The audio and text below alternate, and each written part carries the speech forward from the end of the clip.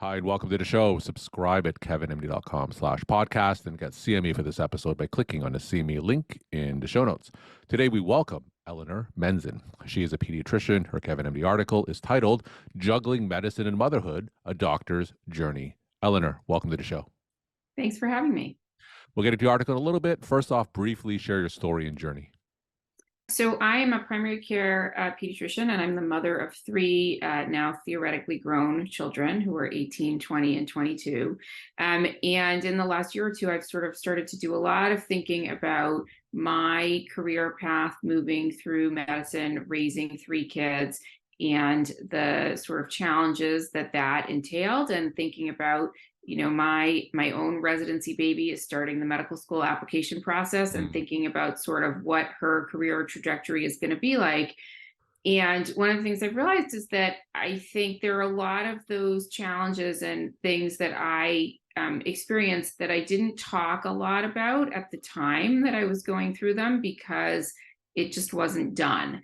And I think as I sort of think about my residents and my own daughters, I'm now at a position, sort of seniority and power wise, where I can afford to speak up a little bit and talk about some of those hard things. And so that's what I'm doing.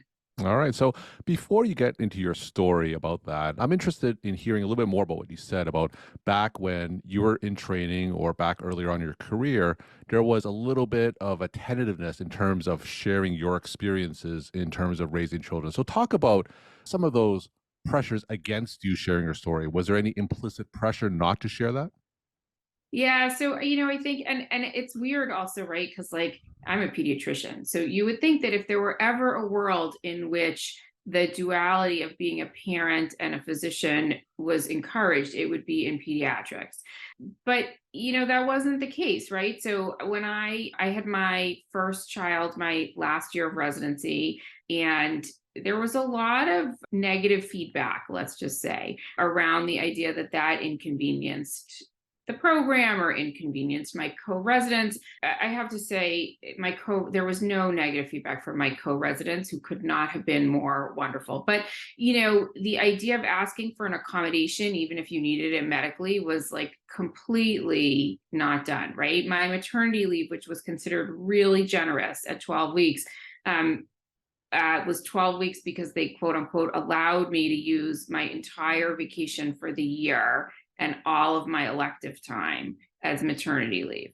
And then, as I got older, I realized, we would sit in meetings sometimes and people would volunteer like to cover other times when, the office was short. And there were times where I didn't have childcare, right? So I couldn't volunteer to work on what had been my off day because I had nobody to leave my kids with. And at the time, a really lovely female practice manager sort of pulled me aside and said, listen, like, just don't say anything. Either just don't raise your hand, but whatever you do, don't say, I can't do this because I don't have childcare. Just be quiet, or say you have a meeting, but don't tell them where you're going. It's not their business, and it's not making people think highly of you. And so I really knew from the beginning that I was sort of meant to keep these two spheres kind of separate, which again is pretty weird when you're a pediatrician.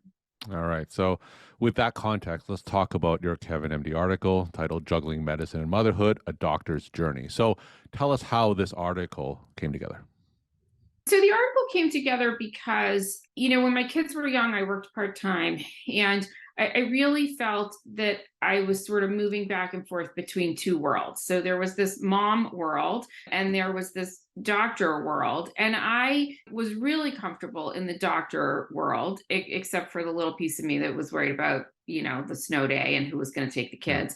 And I could kind of pass in the mom world, right? But I was never totally comfortable there. And as my kids grew up and I worked more, I became less a sort of full-time citizen of this mom world. And there's a tension in that, right? In like for your kids and not being quite like all the other moms. And even for me in sort of not totally fitting in. And I think I wrote the article in part because although we've gotten a little bit better as a system about talking about some of the things intrinsic to the system that make it hard to be a parent and a physician. I think we don't want to talk at all about the things outside the medical system that make it hard, but those are a really significant contributor to burnout and loneliness and sort of bad feelings. So I kind of wanted to put this article out there as a way of saying to people, this is what it's really like. And it's not just the pressures that people feel within medicine, it's also the external pressures that they feel.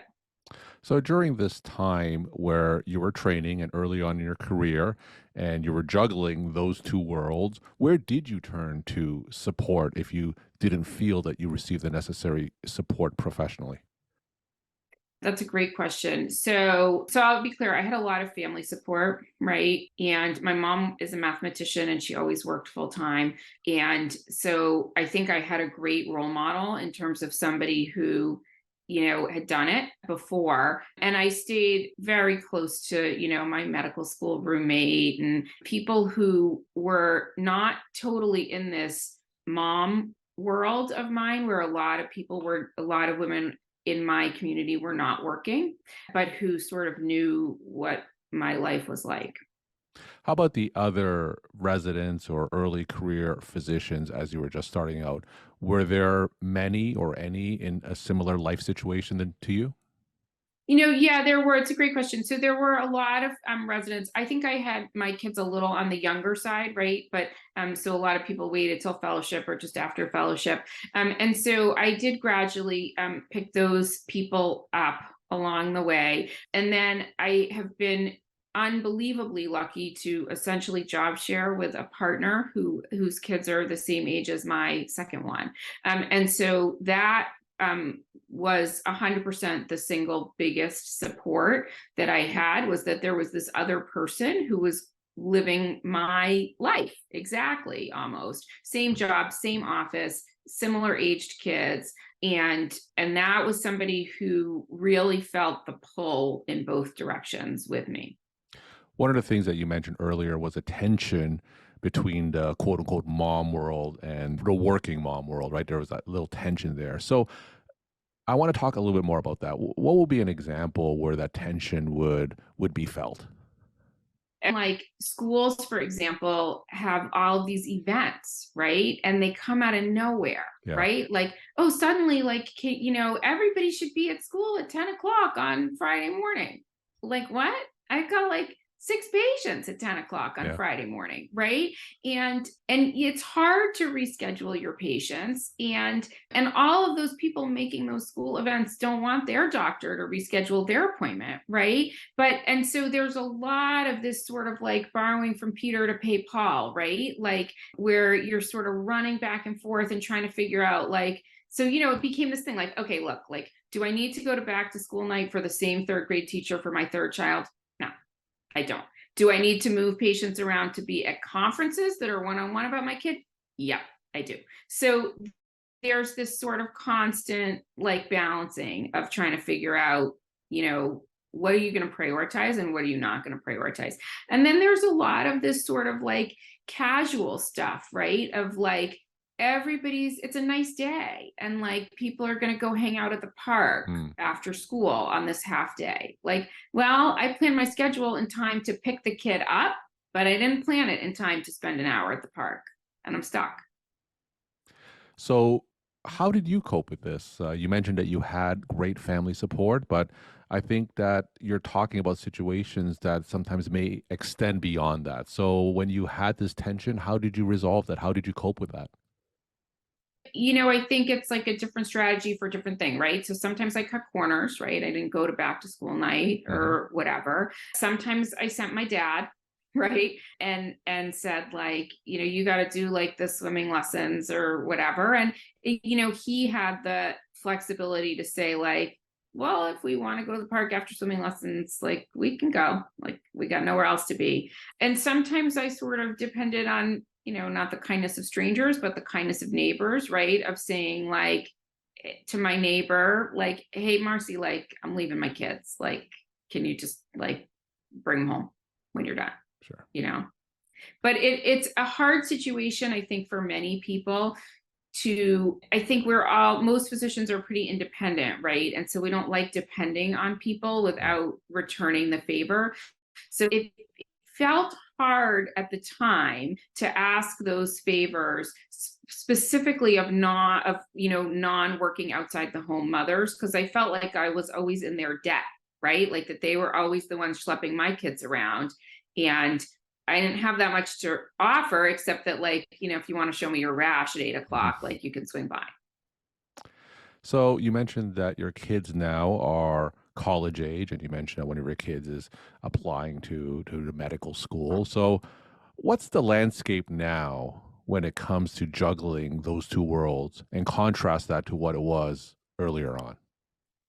Yeah, so I think it's better, but not perfect, right? So I think that when I look at the paternity leave for my residents, for example, it's certainly more generous, right?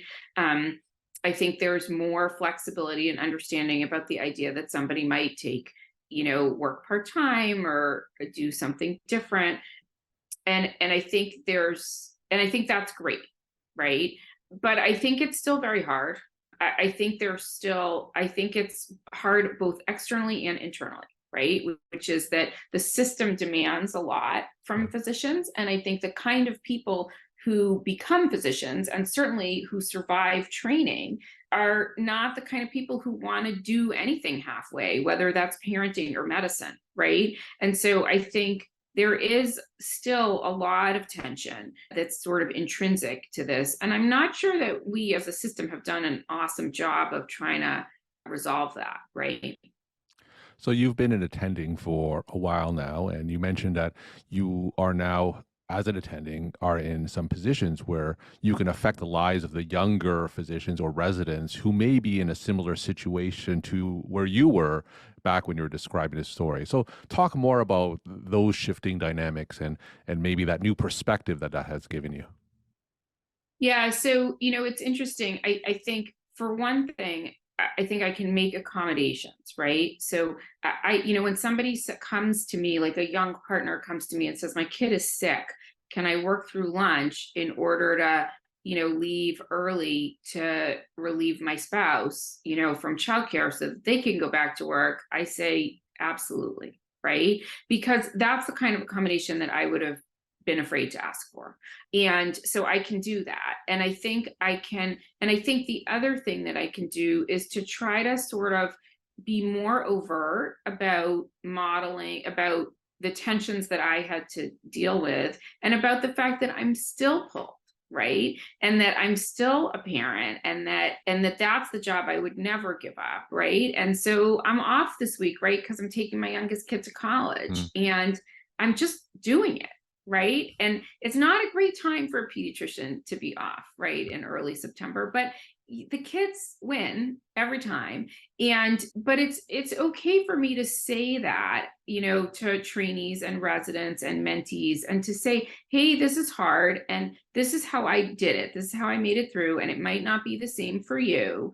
But I think it's also a big part of what I wrote this article about was that sort of sense of isolation, of not fitting in perfectly in either sphere. And I think the solution for physicians who are sort of the primary parent to find their own, right? Like that there is this community of other people who really get it. And, some of them came up through the system that so didn't encourage talking about it that they kind of Hmm. keep it inside. And so I sort of feel like the more that conversation happens, the more supported people feel in just sort of normalizing the stress and loneliness that's intrinsic to this. I completely agree with that in terms of finding other physicians who may be in a similar life circumstance to where you are. Now, for those who may have some trouble finding those people, what are some tips that you can give in terms of finding those that are going through the same things that you are? So I think, one thing is, right, to look back, to look at like your college friends, your medical school friends, your residency friends. And, those are people with whom you have like a pretty big shared experience. And so you may not be geographically in the same place, but they may be in a life place that's similar to yours. And, for many years, I had kind of a commuting schedule of the phone, and it was like before there were podcasts to listen to. But so I drop my kids off at school, and then I'd call like my friend who's a neuropsychologist in Mhm. Cleveland, and I'd spend my whole commute talking to her. Right. So I think, you can think about ways that you can carve out time for those supports, and commutes are like a great one. Right. Or sometimes I would like drop somebody off at like soccer practice, and I'd go for a walk and Yeah, talk to my medical school roommate. So I think that's a good one. Because they don't have to be geographically where you are, right? And then the other thing is like just sort of stopping to see people and talk to people, right? Reaching out and making that connection, even if it's like 5 or 10 minutes, at the end of I talked to a cardiologist couple days ago about a mutual patient. I know her youngest kid just graduated. And so we talked about the patient, and then we talked for like 5 or 10 minutes about like what it's like when mm, you're, an open nester and your kids are grown, and what are you going to do? And right, like that's important to take that time. And sometimes you don't have like, I didn't have a half an hour, and neither did she. Right. But you can take 5 or 10 minutes and sure. sort of build a bridge. We're talking to Eleanor Menzin. She's a pediatrician, and her Kevin MD article is titled Juggling Medicine and Motherhood, A Doctor's Journey. Eleanor, tell us some of your take home messages that you want to leave with the Kevin MD audience. So my take home messages, I think, are it's hard but doable, right? A career in medicine and being sort of a primary parent is challenging but doable and totally worth it. And it may require structural changes in what kind of parent you think you're going to be, which is always a eye-opening experience, and what your job looks like, which might be slightly different than what you thought it would be in training. But it is doable. And I think the challenges of it are tremendously ameliorated by reaching out and finding other people who have walked this walk, both people in your tier and also people who are more senior to you, right? So if you're young and you're struggling, which I think a lot of people are, go find some woman 10 or 20 years older than you are who looks like she's done it, and say, hey, can we have a cup of coffee? Like, I'm struggling and I could use your it. But we don't always, if you do a really good job of keeping your struggles hidden, we don't really know what you need. Eleanor, thank you so much for sharing your story time and insight, and thanks again for coming on the show. Thanks for having me, Kevin.